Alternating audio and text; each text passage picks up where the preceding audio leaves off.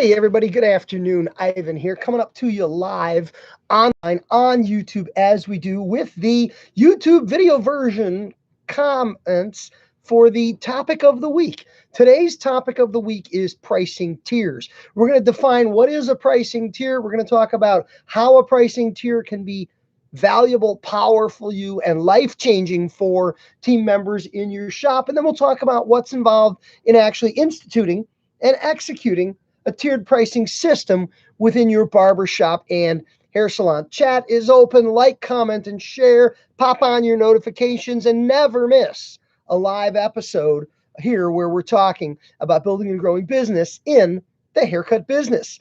Tiered pricing is the idea that not everybody is every price in the same shop. You know, it's very traditional in some shops in some areas to have a shop price, and this is the price. How much is a haircut? This much. And everybody charges the same and everybody pays the same for all their haircuts. It's common, it's out there, and I think we've gotten to a point today in the barber business where in most cases, tiered pricing no longer works. If there's more than one guy in the shop, there's probably an argument, a justification, or a legitimate reason why you should split out the pricing into tiers. And tiered pricing means different haircutters have different prices. And tier cut pricing recognizes there are good reasons why different haircutters should have different prices for their haircuts. So let's chop it up a little bit. Let's get into it. Number one, how busy are you? Your rate of occupancy, as I call it, of the haircuts that you can cut, how many do you cut? Rate of occupancy is going to be the standard determining factor for when a haircutter should price themselves a bit higher. It's supply and demand. If you've got more demand, people wanting haircuts, than supply, time available for spots, you've got a problem. If you're too busy, you're too cheap. That's been the mantra that I've used for many, many years in the industry. I'll say it again, listen to it very carefully. If you're too busy, you're too cheap. So occupancy is that first determining factor. We have variations in levels of skill, tenure of experience in the industry, lots of reasons why it starts to make sense to do it.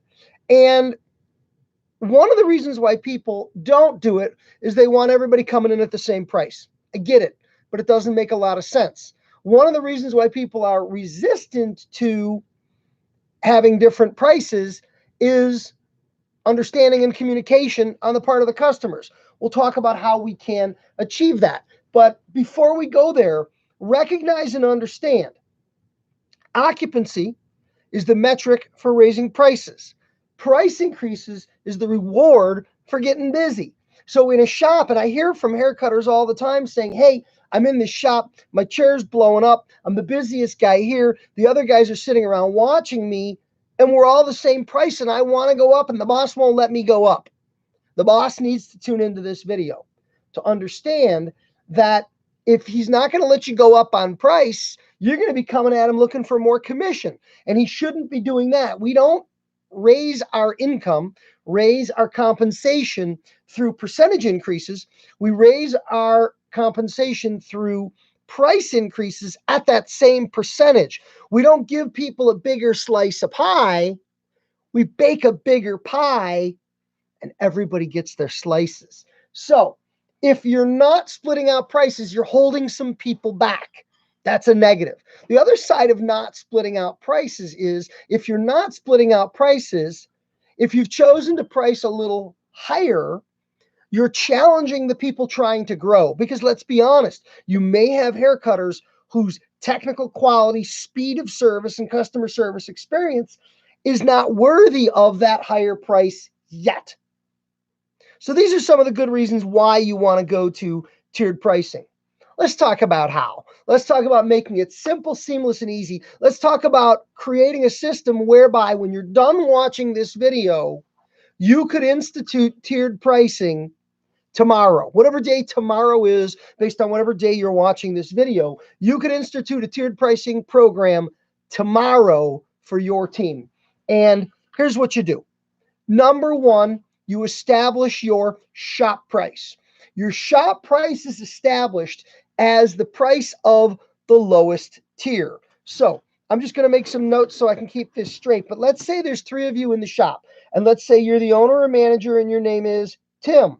And let's say you've got a busy hair cutter. Her name is Lisa. And let's say you've got a newer, younger rookie hair cutter whose name is Billy.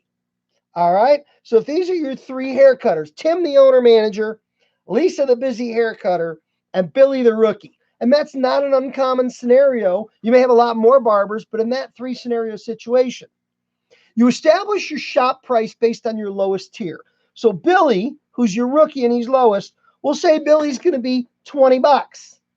It's also the shop walk-in price, 20 bucks. And everybody, Tim, Lisa, Billy, everybody agrees to cut walk-ins at the shop price. You don't have an appointment. You're not making a request. You're walking in the door for a haircut. You're going to fall into a next up system. Who's ever next to take the walk-in, they will take the walk-ins at shop price, $20.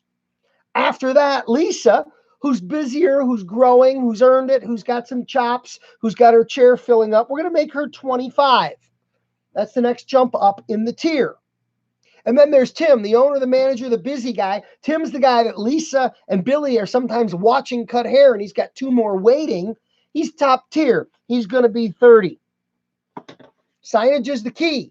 You've got signs at the station, maybe up front, maybe a printed price menu, whatever form of communication is most appropriate for your environment based on the look you've built, the feel you've created, the culture in your shop. You've got to have signage that communicates the individual pricing. And you have to have signage that communicates the walk-in price. Signage is communication element number 1. Element number 2 of communication is talking it up. You've got to have these conversations with people. When a walk-in comes in, sits down, they get a haircut. They are 20 bucks. At some point during the haircut process, unless you're Billy, they need to be informed of your price. My name's Lisa. Today you're coming in as a walk-in. Your haircut is $20. In the future, if you choose to make an appointment or request me, my base price is $25. You can still remain a walk-in, and luck of the draw, you might land in my chair, in which case, yes, it would still be $20. But if you make an appointment or you choose to wait for me, my price is $25. It's just that simple. Nothing more than that. They know they can walk in at any time at shop base price, wait their turn, but they can't necessarily get in your chair. They might get in your chair if you're next up and available. The beauty of this is it's truly supply and demand based, because if Tim is truly busy, he's never going to have time to take a walk-in. If Lisa is getting busier, over time she will have less and less time to accommodate a walk-in. And if Billy is the newbie and the rookie, he's going to be getting more of the walk-ins and cutting them at shop walk-in price. And based on occupancy rate, ultimately, Billy's price will go up. Now, if it's a 3-chair shop with 3 hair cutters working, and Billy's occupancy dictates that Billy can go up, if Billy goes up to 25, the new walk-in price would be 25. Now, just because Billy goes up doesn't mean Lisa goes up to 30. Lisa's going up the next level is tied to Lisa's occupancy and productivity. Same thing goes with Tim. Is it possible in a situation like this that Billy could go from 20 to 25 and the walk-in shop price goes to 25? And Billy could get busier and he could bump up to 30 where Tim is at. And Billy could get busier than Tim and bump up to 35, more expensive than Tim, the owner? Of course, it's possible. At that point, Lisa becomes the bottom rung. 25 is the bottom rung, and she's moderately busy. At this point, the whole shop benefits from the fact that the whole pricing structure has ramped up, and we're no longer hosting that bottom price at 20. Now, you might say, yes, but as we do this and the base price goes up, we are discouraging walk-ins by being more expensive.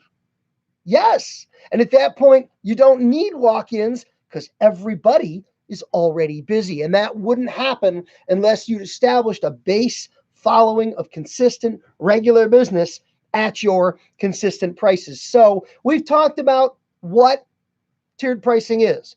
We've talked about why tiered pricing is important. And we talked about how to implement or execute a tiered pricing program. All that's left is what our friends at Nike say, just do it.